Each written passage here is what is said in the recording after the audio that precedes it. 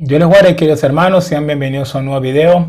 Hemos llegado al tema número 3 de esta serie que estamos compartiendo los días domingos, que se titula Si el Señor quiere. Hemos hablado dos temas anteriores, por ahí se los voy a dejar en los comentarios, y así si no ha tenido la oportunidad de escucharlos, y lo puede hacer.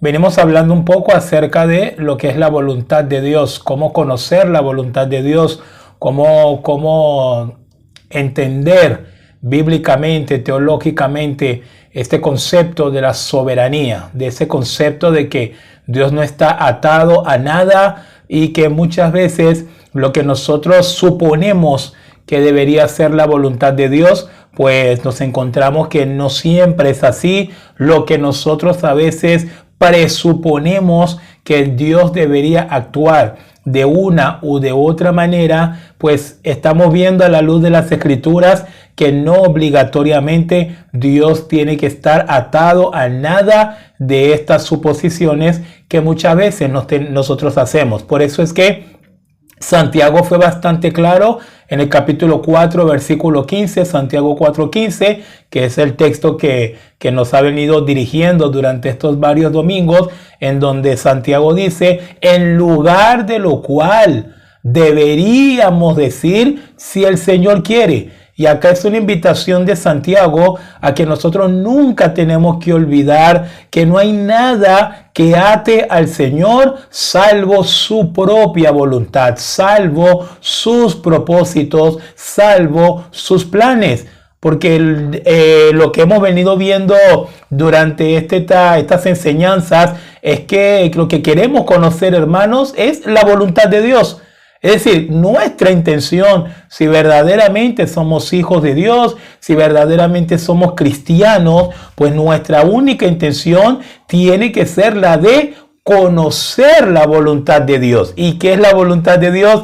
Eso mismo, la voluntad de Dios. Si es la de David, no es la de Dios. Si la quiero cambiar para que Dios haga lo que yo quiera, pues tampoco no es la voluntad de Dios. Deja de ser la voluntad de Dios. Hoy tengo otro episodio dentro de las Escrituras que nos van a llevar, ¿no?, a comprender y a seguir entendiendo que efectivamente, mis hermanos, la voluntad de Dios ni es uniforme, ni tampoco la voluntad de Dios es encuadrada. La voluntad de Dios no está enmarcado en lo que, no, yo entiendo que Él debería hacerlo así. No, yo comprendo que Él debería hacerlo así. Lamentablemente, siempre estamos en ese proceso, ¿no? Y esto también nos ha llevado a otro terreno que también no conviene como cristiano y que no nos permite muchas veces madurar como realmente la palabra quiere que podamos madurar, y es cuando nosotros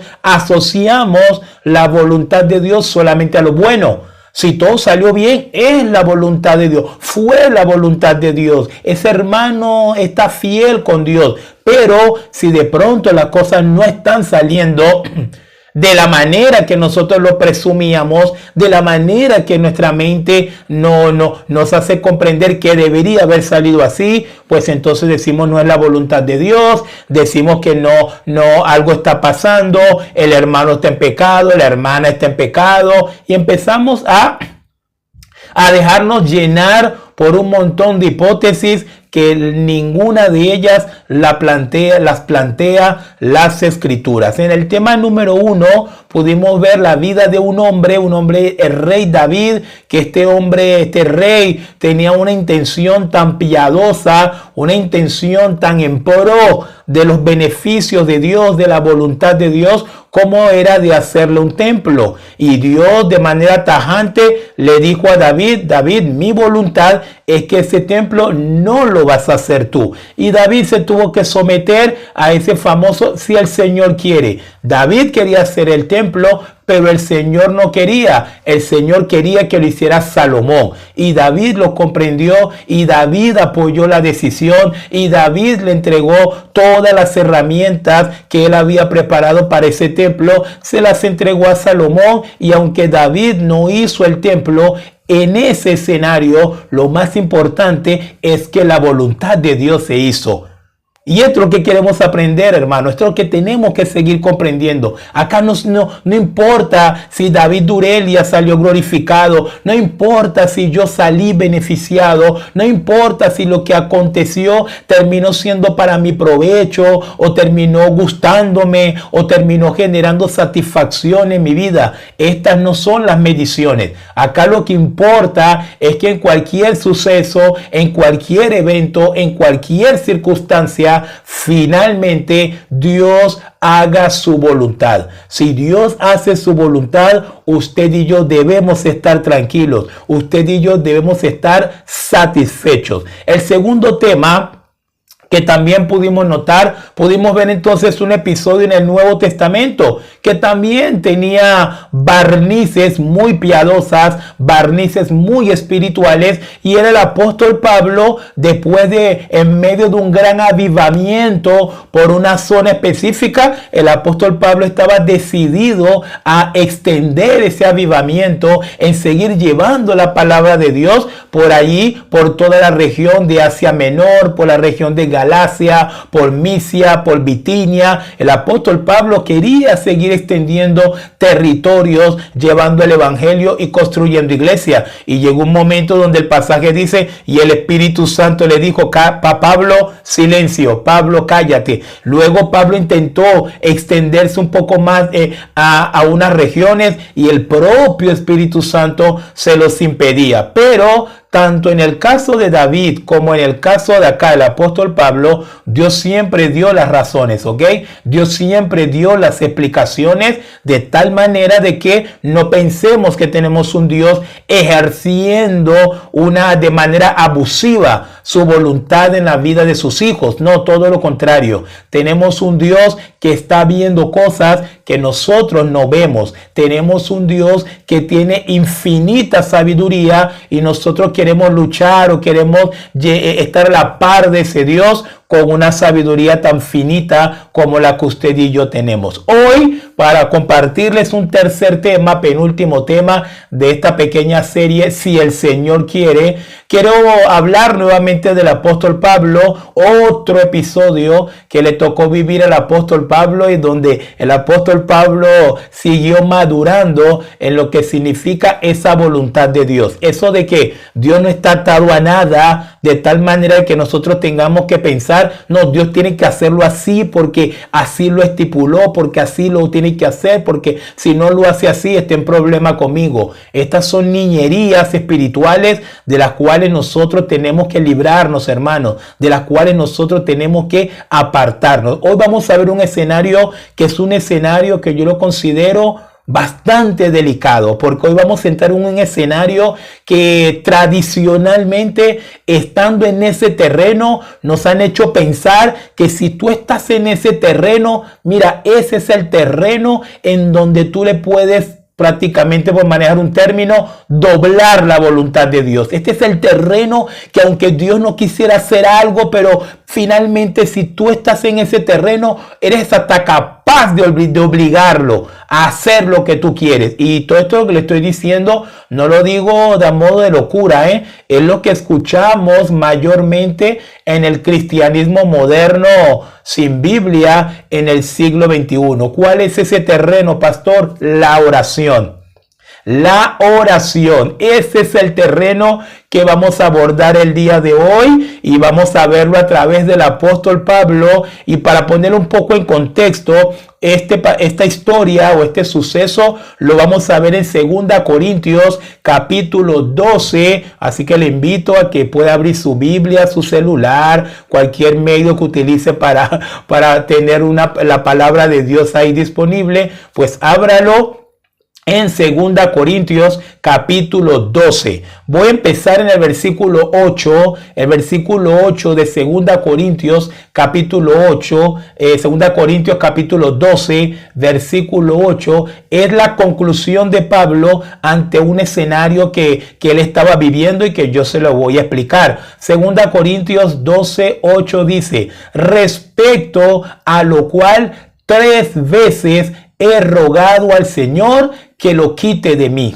¿Qué es lo que estaba pidiendo Pablo? Creo que al leer este pasaje ya muchos rápidamente pudieron asociar el famoso aguijón en la carne. Pero quiero ampliar un poquito todo lo que tiene que ver con ese aguijón, cómo Pablo llegó a tener ese aguijón y por qué de pronto Dios no se lo quiso quitar. ¿Qué hizo Pablo con ese aguijón? ¿Qué significaba tener ese aguijón? Hay gente que lo que sí no les voy a poder decir exactamente cuál era el aguijón. Hay mucha gente que hace hipótesis, hay gente que lo asocia con una enfermedad del ojo, hay unos que lo asocian con persecuciones, algunos que lo asocian con múltiples enfermedades, pero no tenemos taxativamente cuál fue el aguijón que Pablo tenía. Lo cierto es que tenía un aguijón bastante fuerte, y la razón de este aguijón, mis hermanos, lejos de lo que usted y yo podamos pensar, si muchas veces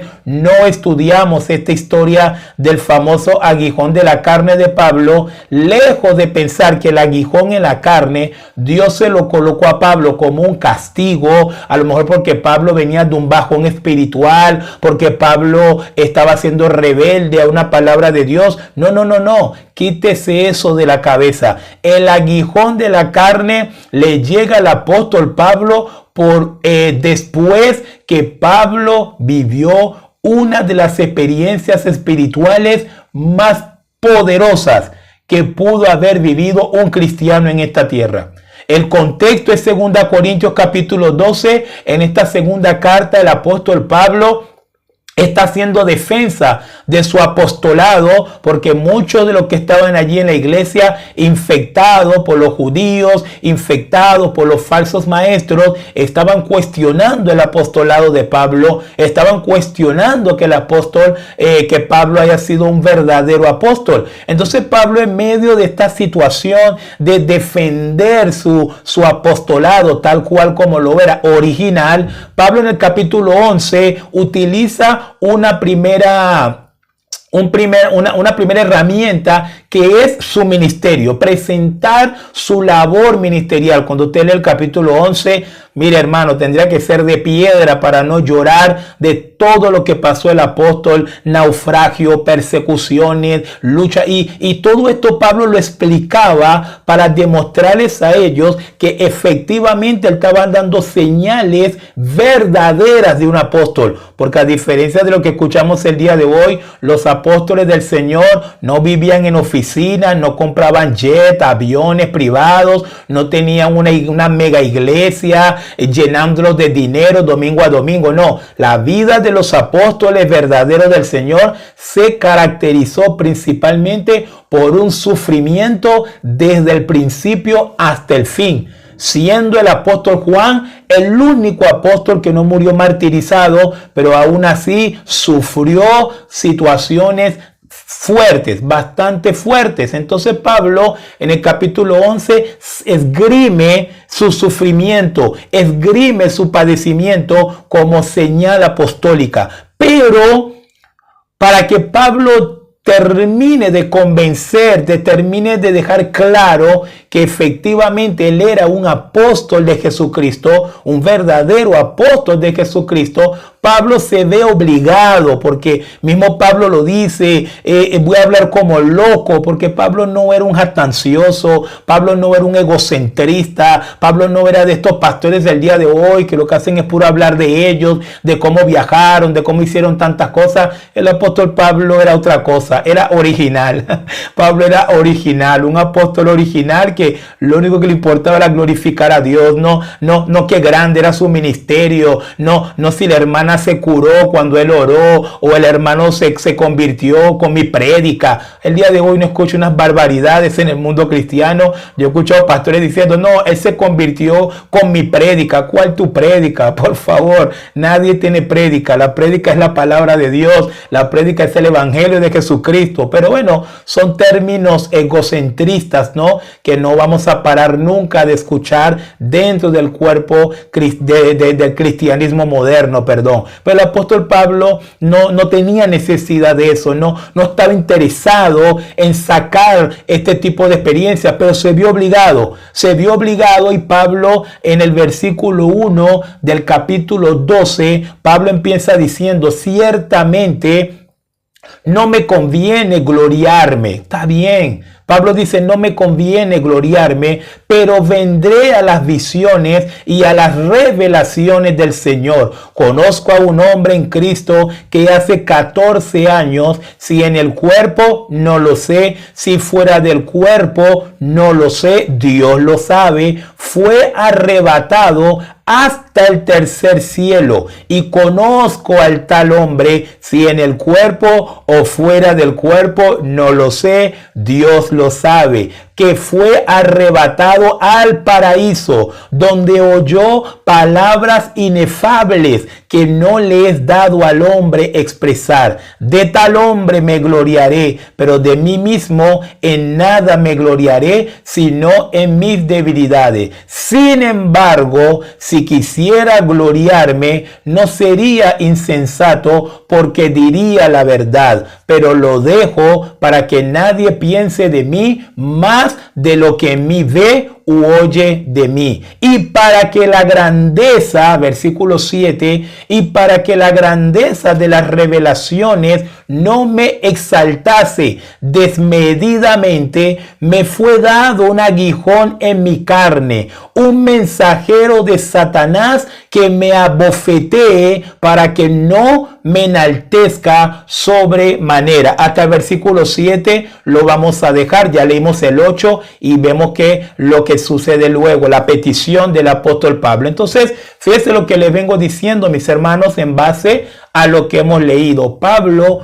no recibió el aguijón de la carne por ser un pecador o porque estaba bajo disciplina. Todo lo contrario, Pablo tuvo un privilegio, y es el privilegio de haber sido llevado hasta el tercer cielo. Y usted me dirá, pastor, ¿qué es el tercer cielo? ¿Por qué es tan relevante el tercer cielo? Bueno, paso a explicarles rapidito. El primer cielo es lo que nosotros vemos, es la composición de la tierra. Ese es el primer cielo, lo que usted y yo podemos ver cada vez que alzamos los ojos hacia arriba. Si no hay una casa, si no hay un techo de por medio, vemos el cielo. Ese sería el primer cielo. El segundo cielo sería lo que es el fin del universo, es decir, el cielo del universo que está fuera de la tierra. El cielo del universo sería el segundo cielo. Ya cuando se llega a ese lugar ahí entendemos que ya estás en un mundo espiritual.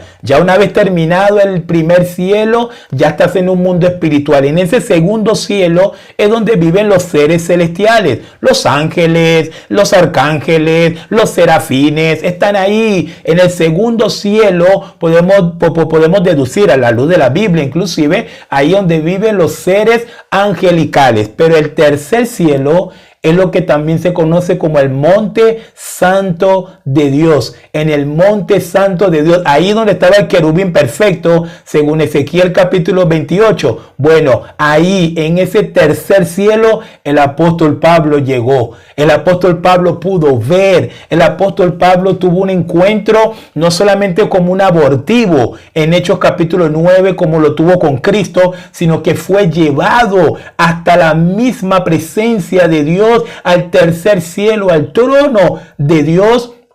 Y Pablo dijo que lo que vio ahí en ese lugar, porque ese lugar es maravilloso, lo que Pablo vio en ese lugar, realmente Pablo dijo, estas son cosas que no les he dado a los hombres ver, pero él lo vio porque él era un hombre llamado, era un apóstol del Señor, un privilegio que solo los apóstoles tuvieron. Los apóstoles fueron los que tuvieron una transfiguración. Pablo fue que tuvo el privilegio de llegar hasta este tercer cielo como apóstol y poder ver la gloria del Señor, pero directamente. Y luego el apóstol Juan también, para escribirnos el libro Apocalipsis, también tuvo esa experiencia. Entonces, ¿de qué estamos hablando? Pablo lo que está aclarando aquí, que no solamente tiene señales apostólicas por medio del sufrimiento, por medio de los padecimientos, por medio de las persecuciones, sino que también Pablo nos está demostrando que es un verdadero apóstol porque tiene experiencias que solamente los apóstoles tuvieron. porque tuvo una experiencia que solamente a los apóstoles les fue dado ese privilegio. Entonces, cuando Pablo habla de esto, vuelvo y hago el hincapié, no pensemos que el aguijón en la carne vino por un pecado o por una disciplina. Todo lo contrario, mis hermanos, el mejor momento espiritual del apóstol Pablo. Pero entonces Pablo pasa a decir, fue tanto lo que vio, mis hermanos. La mayoría de las cosas que vi, que ya luego conocemos a través del Apocalipsis, Pablo las vio todas. Ciertamente a él no se le permitió escribir el Apocalipsis, pero tranquilamente Pablo pudo haber escrito el libro Apocalipsis. De hecho, cuando usted lee Primera Tesalonicenses y Segunda Tesalonicenses, Pablo dice cosas escatológicamente hablando que son muy parecidas a lo que luego dice Juan en el libro de Apocalipsis. Es decir, totalmente, mis hermanos, es verdadera, es fidedigna la revelación del apóstol Pablo, certificada luego por todo lo que dice Juan. Pablo no estaba mintiendo. Es decir, el mejor momento espiritual del apóstol Pablo. ¿Y cómo reacciona Dios? Dios reacciona colocándole un aguijón. ¿Cuál era la razón del aguijón? Para que no se gloriara desmedidamente. Mire qué interesante es esto.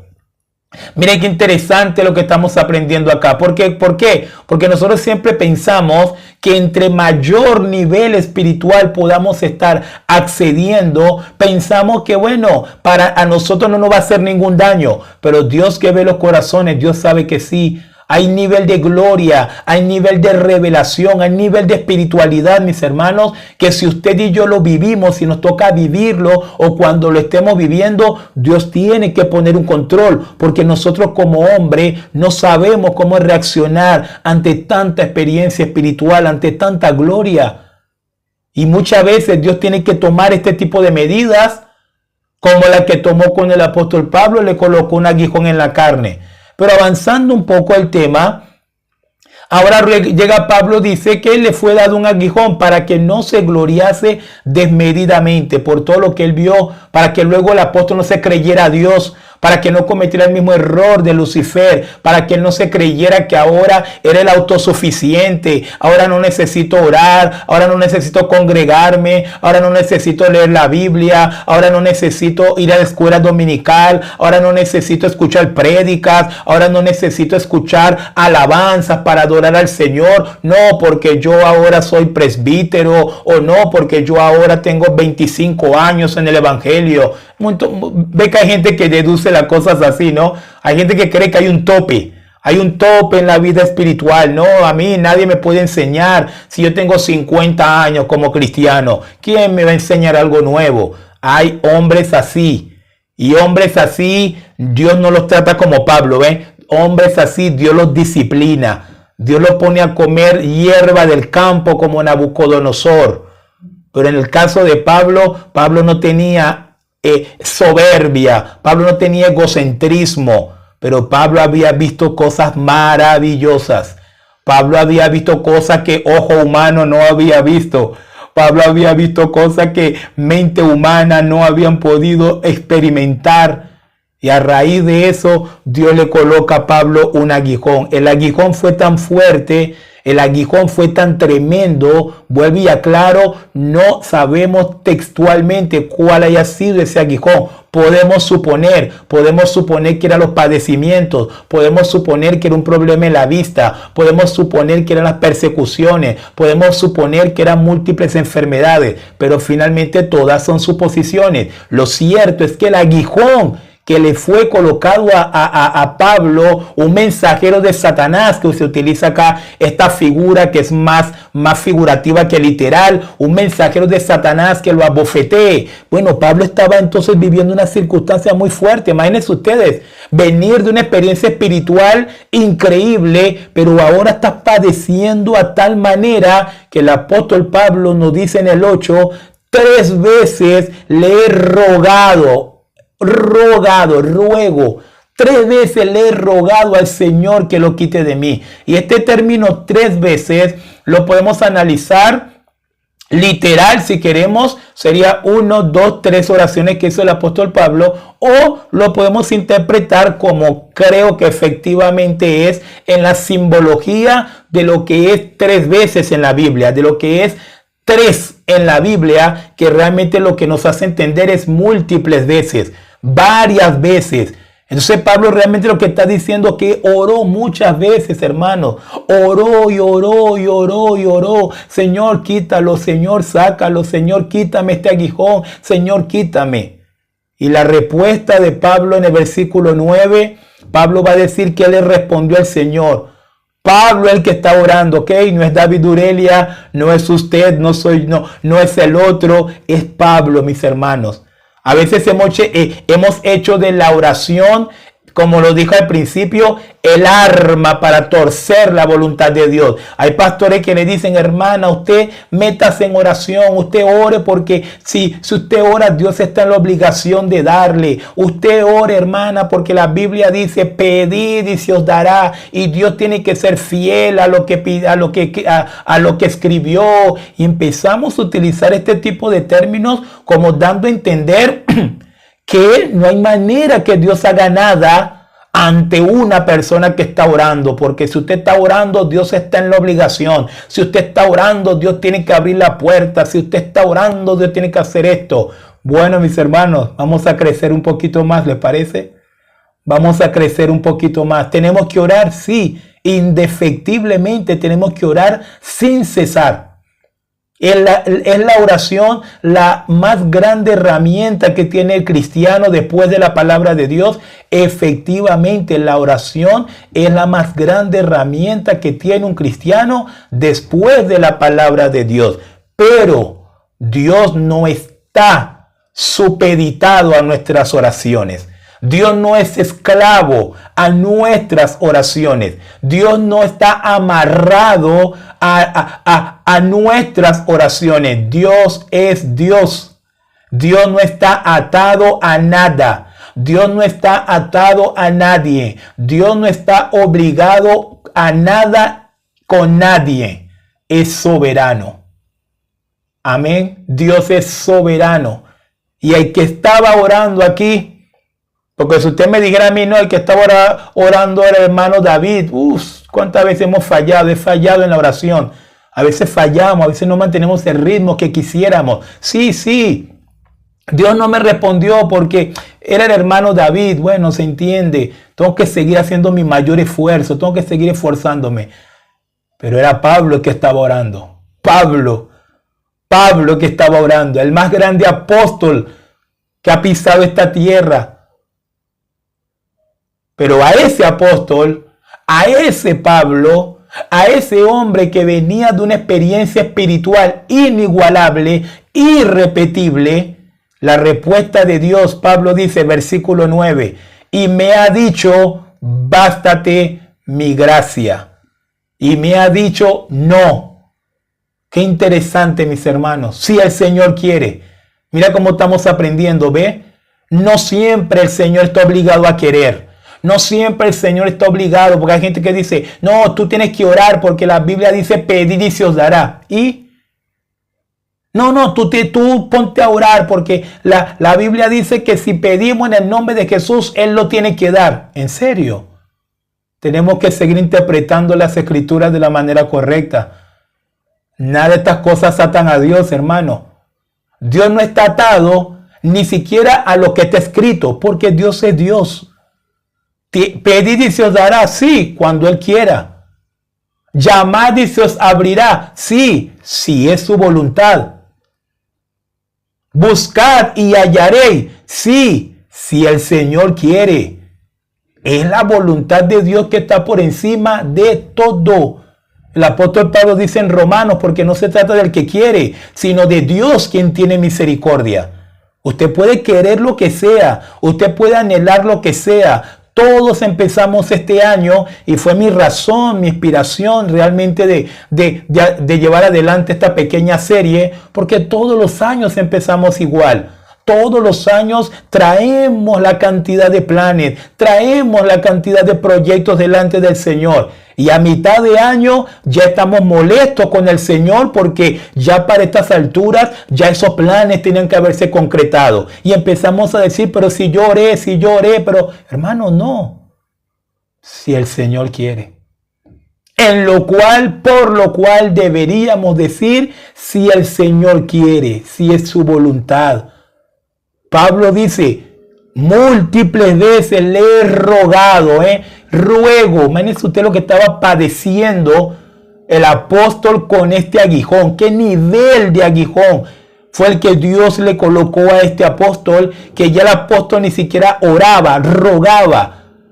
Por lo cual, respecto a lo cual, he rogado al Señor que lo quite de mí. Y la respuesta del Señor para Pablo fue, bástate mi gracia. Y así obra el Señor. Propósitos individuales, planes individuales mientras estemos en esta tierra. Propósitos colectivos, la salvación. Planes colectivos, que todo aquel que crea en el Hijo tenga vida eterna. Sí, esto es propósito colectivo. Pero hermanos, de manera individual, Dios quiere trazar un camino con cada uno. No hagamos de la voluntad de Dios una voluntad uniforme. Recuerdo que una oportunidad había un hermano, esto suena más a chiste que a testimonio, pero aunque no lo crean fue un testimonio. Un hermano contando cómo en medio de una situación que estaba pasando, estaba pidiéndole a Dios dirección, confirmación, yo no sé qué. Y el hermano se levantó y según el hermano se puso a freír ahí unos huevos. Y mientras estaba friendo el huevo, dice el hermano que cayó sobre él el Espíritu Santo y Dios le habló. Dios le habló mientras estaba friendo el huevo. Entonces el hermano pasa a decirle a la iglesia, así que bueno hermano, todas las mañanas póngase a freír huevo para que Dios le hable. Eso es un error, eso es un error. Suena chiste, pero estas cosas pasan en la iglesia, qué tremendo. Es un error, no. Que Dios, si verdaderamente Dios habló con ese hermano de esa manera, es con él. No significa que conmigo es igual. Si Dios trató contigo de esta manera, no lo generalices con los demás. No conviertas en doctrina tu experiencia personal vivida con Dios, porque es un peligro. Era lo que estaba pasando en la iglesia en Corintios. Así que hermano, qué interesante lo que estamos aprendiendo acá. Dios le dijo al apóstol no. El apóstol que más oraba, porque nadie oró más que el apóstol Pablo, salvo nuestro Señor Jesucristo, mis hermanos. Si hay un hombre que sabía el arte de la oración, era Pablo. Pablo, usted lee todas las epístolas y usted encuentra a Pablo: por esta causa doblo mis rodillas y no he dejado de orar continuamente por vosotros. Y miremonos nosotros, ¿cuándo ha sido la última vez que usted ha doblado rodillas? ¿Cuándo fue la última vez que usted dobló rodillas? Ya los cristianos ya no doblan rodillas en este tiempo, Doblar rodillas, uy no, se me ensucia el pantalón, se me ensucia el vestido. El apóstol Pablo vivía de rodillas orando. Es decir, no es que se presentó delante de Dios un desconocido, alguien que estaba orando por primera vez. No, era Pablo, mis hermanos, Pablo. Solo Jesucristo ha tenido una vida de oración superior a la que tuvo el apóstol Pablo. Así de sencillo. Así que el día de hoy, aquellos que tratan de postularse como los hombres que más oran, no, mis hermanos, todos los hombres están muy lejos. Y lo digo con total convicción. Todos los hombres del tiempo para acá estamos lejísimos de la vida de oración que tuvo el apóstol Pablo. Así que no, que G.J. Ávila, que Watchman Nee, que no sé que Wilkerson, todos, los famosos, los no famosos, todos estamos muy lejos de la vida de oración que tenía el apóstol Pablo, solamente siendo superado por nuestro Señor Jesucristo. Pero a ese Pablo que inclusive estaba orando conforme a la voluntad de Dios, a ese Pablo que estaba pidiendo, porque la Biblia dice pedid y se os dará, Dios le dijo que no. Porque finalmente la más grande enseñanza para nosotros como cristianos, antes que Cristo nos venga a buscar, es que entendamos lo que es la soberanía de Dios. Si usted conoce la soberanía de Dios, va a comprender por qué siendo cristiano sufro todavía. Si usted comprende la soberanía de Dios, va a comprender, pero sí, por qué si yo a veces oro por algo, sucede otra cosa. Todo esto, todo este misterio está encerrado en lo que conocemos como la voluntad de Dios, la soberanía de Dios. Entonces, ¿qué hacemos? Vamos a hacer lo que nos dice el apóstol Pablo en el versículo 9 y 10. Voy a conectar nuevamente con el 9. Y me ha dicho, bástate mi gracia, porque mi poder se perfecciona en la debilidad. ¿Cuál es la debilidad? ¿Cuál es esa debilidad de Pablo? No solamente el aguijón que él estaba padeciendo, no solo el aguijón en la carne, sino la debilidad humana. Eres humano, Pablo, tranquilo. Aleluya. Eres humano, Pablo, tranquilo. Lo que yo veo, tú no lo ves. Dios ve el fin del camino. ¿Nosotros qué vemos? El lugar que estamos transitando es lo que vemos. Dios ve el fin del camino. Y nosotros nada más vemos lo que hemos recorrido, mis hermanos. Por eso a veces nos entristecemos, por eso a veces nos afligimos, por eso a veces nos deprimimos. Es normal, es la debilidad. Es la debilidad de David Durelia, que no tengo idea de lo que va a suceder en este 2025. Quisiera una cartilla de todo lo que me va a pasar, de todo lo que voy a vivir en este 2025. No lo sé. Esa es mi debilidad. Esa es tu debilidad. Pero en esa debilidad de nuestro desconocimiento es que Dios se glorifica. Aleluya.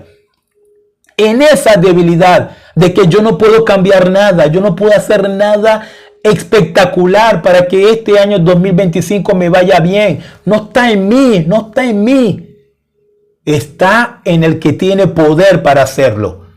Está en el único que si quiere, vamos a tener un año espectacular. Si no quiere, vamos a tener un año difícil, pero siempre en su voluntad. Y eso es lo que importa. Porque como les dije al principio, David no hizo el templo, pero finalmente no importaba quién hiciera el templo. Lo que importaba era que Dios se glorificara. Y para nosotros este año 2025, lo que importa es que Dios se glorifique, sea que nos vaya bien, sea que nos vaya mal, en nuestro entendimiento. Porque Dios ve el fin del camino. Nosotros solamente miramos lo que estamos transitando. Esa es mi debilidad. Esa es tu debilidad, pero es la herramienta que permite a Dios obrar en nuestras vidas, mis hermanos.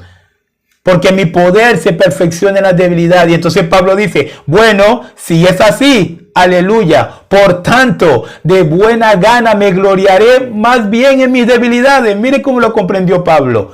Pablo dijo, bueno, excelente. Si mi debilidad me da más dependencia de Dios, pues gloria a Dios por mi debilidad. Gloria a Dios que no tengo idea de lo que va a suceder en este 2025. Gloria a Dios porque eso me permite depender más de Dios. Depender más de Él que sí sabe lo que va a suceder. Depender más de su voluntad. Seguir diciendo todos los días si el Señor quiere. Seguir diciendo todos los meses de este año si el Señor quiere. Me gozo, me glorío, dice Pablo, más bien en mis debilidades para que repose sobre mí el poder de Cristo. Por lo cual, por amor a Cristo, me gozo en las debilidades, en afrentas, en necesidades, en persecuciones, en angustias, porque cuando soy débil, entonces soy fuerte. Y la última parte podemos decir que hasta materia pendiente para nosotros, porque no siempre nos gozamos en estas cosas. Hay que ser sincero, no siempre nos gozamos en las necesidades. En las necesidades hay más, hay el por qué a mí, que gozarnos en las necesidades. Pero Dios nos está enseñando. Dios nos está enseñando. Nadie sabe todavía.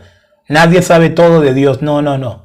El que crea saberlo todo de Dios, todavía no sabe nada de Dios. Estamos aprendiendo.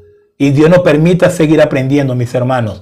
Como decía el salmista en el Salmo 143:10, enséñame a hacer tu voluntad. Y es lo que queremos, es lo que yo le pido a Dios para este año. Señor, enséñame a hacer tu voluntad. Yo no sé qué quiere pedir usted, pero sería bueno que también pida eso. Señor, enséñame a hacer tu voluntad. Lo necesitamos porque somos débiles. Tenemos una debilidad que no va a poder cambiar nunca. Y Dios se tiene que glorificar, se tiene que perfeccionar, se va a perfeccionar, mejor dicho, a través de esa debilidad.